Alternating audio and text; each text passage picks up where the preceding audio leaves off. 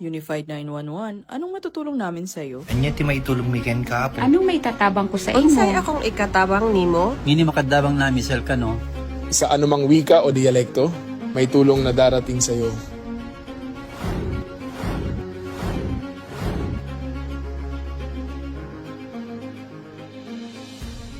Lilingkod sa bawat Pilipino at magbibigay ng tamang impormasyon para sa tahimik at maayos na Pilipinas. Police News Network, alagad ng batas, tagapagtaguyod ng balitang pulis, sandigan ng mamamayan, patnubay ng katotohanan. La Campo Crame, maghahatid ng pinakahuling kaganapan at nagbabagang balita. Ito ang PNN Police News Network. At ngayon, ang inyong mga tagapagbalita.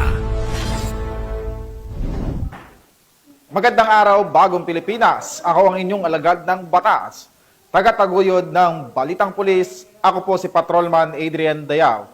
Maghahatid ng tamang balita, kwento ng pulis at serbisyo para sa mamamayan at ito ang PNP News Online, ang pangunahing balita ng Police News Network, alagad ng batas, tagataguyod ng Balitang Pulis.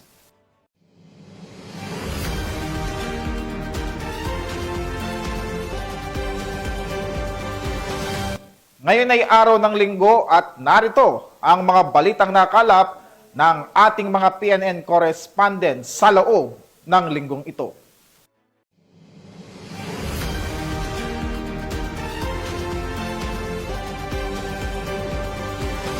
At sa ating unang balita, hawak na ng mga otoridad ang nakatalang top 1 most wanted person sa kasong murder matapos itong maaresto ng mga kapulisan sa Zamboanga City. Patroluman Amijin Cortez sa report. Naaresto ng pinagsanib na puwersa ng pulisya at militar na pinangunahan ng Zamboanga City Police Station 5 ang isang top 1 most wanted person regional level na nahaharap sa kasong murder sa isinagawang operasyon sa Barangay Divisoria, Zamboanga City bandang alas 6:30 ng gabi nito lamang ikapito ng Setyembre taong kasalukuyan. Kinilala ang suspect na si alias Hakim, 41 anyos, may asawa, isang construction worker at residente ng sitio ng Upper Bungyao, Barangay Bungyao, Zamboanga City. Ayon sa ulat, nadakip ang suspect sa bisa ng warrant of arrest para sa kasong murder sa ilalim ng criminal case number 54884 na inilabas ni Honorable Sheldilyn Bara Bangsaha, presiding judge ng RTC Branch 33, Zamboanga City noong August 22, 2024. Wala umanong inirekomendang piyansa para sa kanyang pansamantalang kalayaan. Kasalukuyang nasa kustodiya ng Zamboanga City Police Station 5 ang akusado para sa tamang disposisyon. Layunin ng PNP ang pagtugis at pag-aresto sa mga wanted person upang mapanagot sa batas, mapanatili ang kapayapaan sa komunidad at maihatid ang hustisya para sa mga biktima. Mula dito sa tanggapan ng kapulisan sa Region Siam, ako ang inyong PNN correspondent Patrolwoman A.G. Cortez, alagad ng batas, tagataguyod ng Balitang Pulis. Maraming salamat sa iyo, Patrolwoman Cortez. Bumagsak sa kamay ng mga otoridad ang isang wanted person na may nakabinbing kasong attempted homicide matapos itong maaresto sa bisa ng warrant of arrest sa Iligan City. Yan ang tinutukan ni Patrolwoman Rina Celestine Sendrijas. Naaresto ng mga tauhan ng Iligan City Police Station 6 ang isang wanted person sa kasong attempted homicide sa isinagawang operasyon sa Barangay Bunbun ng Iligan City, ika-8 ng Setyembre taong kasalukuyan. Kinilala ni Police Colonel Jerry A. Tambis, City Director ng Iligan City Police Office, ang suspect na si alias Do, 28 anyos, binata, security guard at residente ng nasabing lugar. Nadakip ang suspect sa bisa ng warrant of arrest sa kasong attempted homicide, may rekomendadong piyansa na 36,000 pesos. Sa kasalukuyan, nasa kustodiya ng Iligan City Police Station 6 ang suspect para sa pansamantalang detention habang inaasikaso ang pagbabalik ng warrant sa korte. Patuloy ang Iligan City Police Office sa kanilang mas pinaigting na operasyon laban sa mga wanted person upang masiguro ang katahimikan at kaayusan sa nasasakupang komunidad. Mula dito sa Camp Capistrano, Busa, Cagayan de Oro City, ako niyang Police News Network correspondent. Patrolwoman Rina Celestine Sandrihas, alagad ng batas, tagataguyod ng balitang pulis. Maraming salamat sa iyo, Patrolwoman Sendria. Samantala, nasabat ng Police Regional Office 12 ang smuggled na sigarilyong nagkakahalaga ng mahigit 200,000 pisong sa checkpoint operation sa barangay Katubaw, Kiamba, Sarangani. Tinutukan niya ni Patrolwoman Rizali Umalay. Nasabat ng Police Regional Office 12 ang smuggled na sigarilyo na nagkakahalaga ng 235,740 pesos sa checkpoint operation noong Setyembre taong kasalukuyan sa Barangay Katubaw, Kiamba, Sarangani. Pinahinto ang isang Toyota Vios at natuklasan ang humigit kumulang 300 reams ng fourth cigarettes na itinago sa flooring at compartment ng sasakyan. Arestado ang suspect na si alias Ibra, 39 anyos, residente ng Buluan, Maguindanao del Sur, matapos mabigong magpakita ng dokumento para sa kargamento. Ayon sa Police Regional Office 12, patuloy nilang paiigtingin ang border control laban sa smuggling upang mapangalagaan ang ekonomiya at seguridad ng publiko. Mula dito sa General Santos City, ako ang inyong PNN correspondent, Patrolwoman Rizali Umalay, alagad ng batas, tagataguyod ng balitang pulis. Maraming salamat sa iyo, Patrolwoman Umalay. Arestado ang 2 individual matapos silang mahuli ng mga otoridad sa kasong qualified trespass to dwelling at paglabag sa Republic Act 9165 o ang Comprehensive Dangerous Drug Act of 2002 sa Maguindanao del Norte.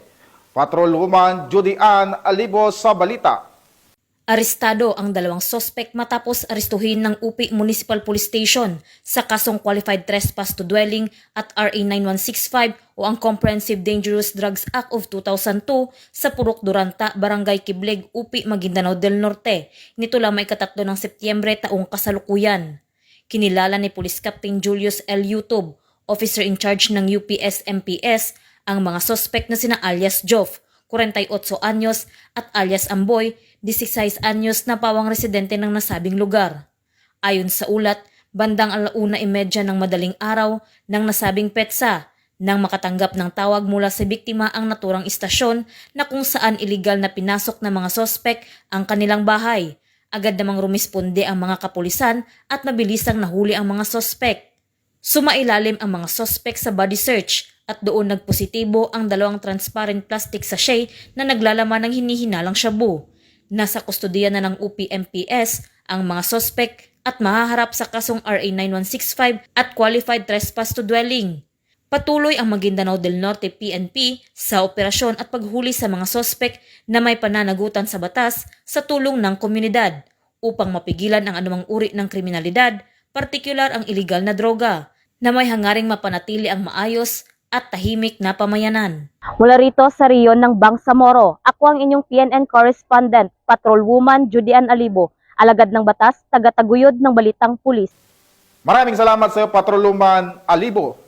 7 minor de edad ang matagumpay na nailigtas ng Taguig City Police sa kinasang entrapment at rescue operation laban sa online child exploitation sa naturang lungsod.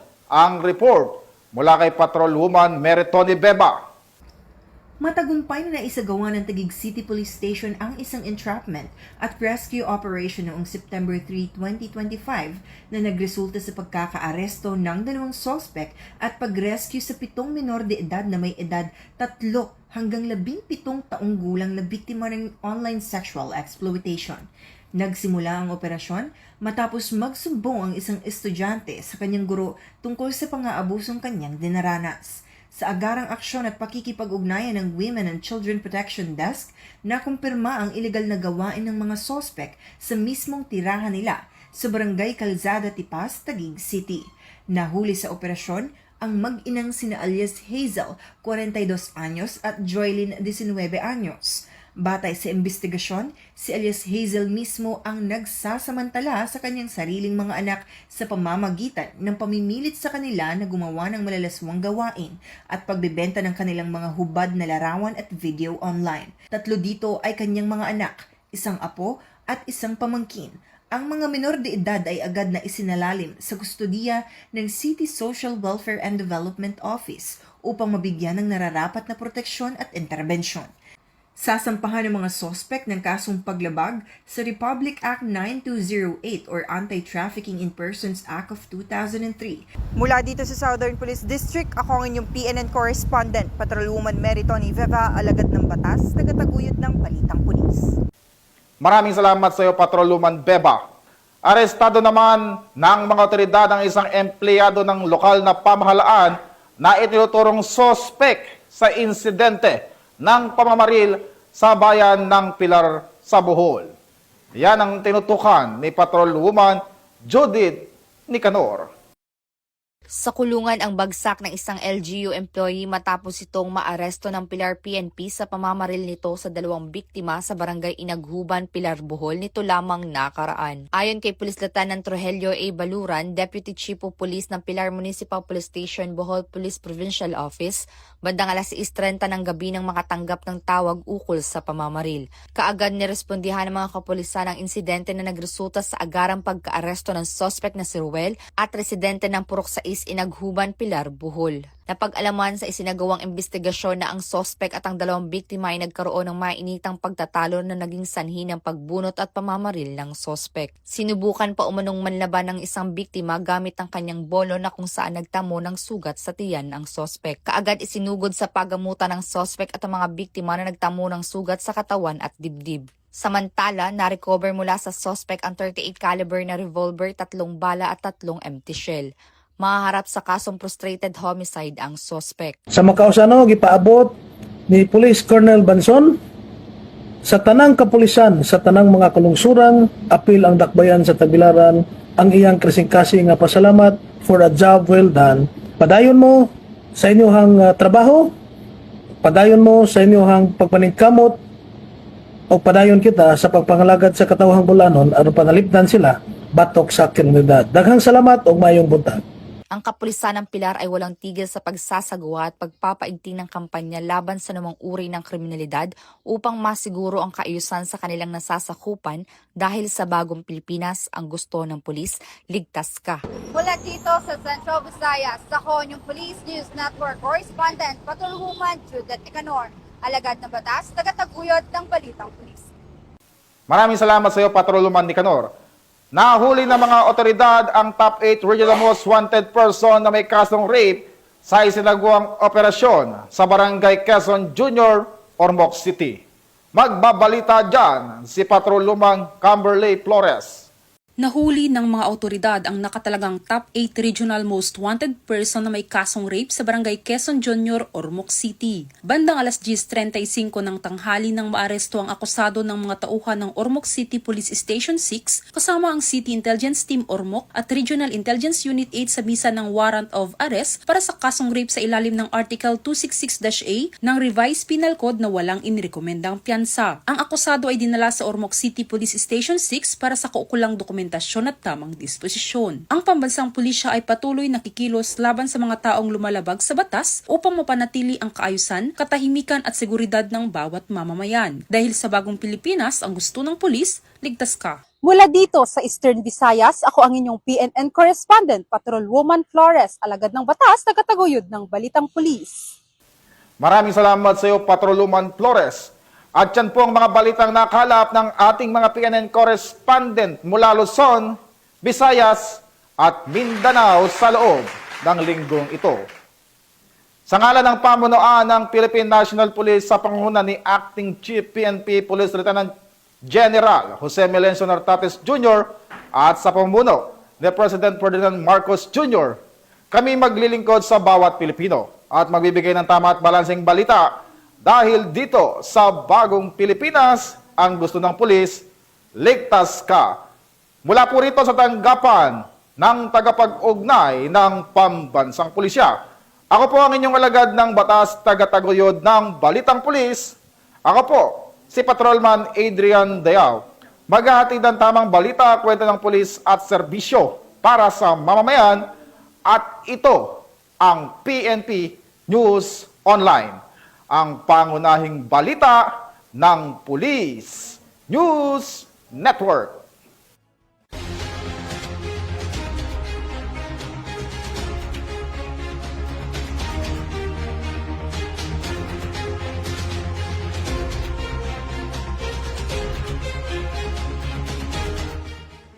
Police News Network, alagad ng batas, tagapagtaguyod ng balitang pulis.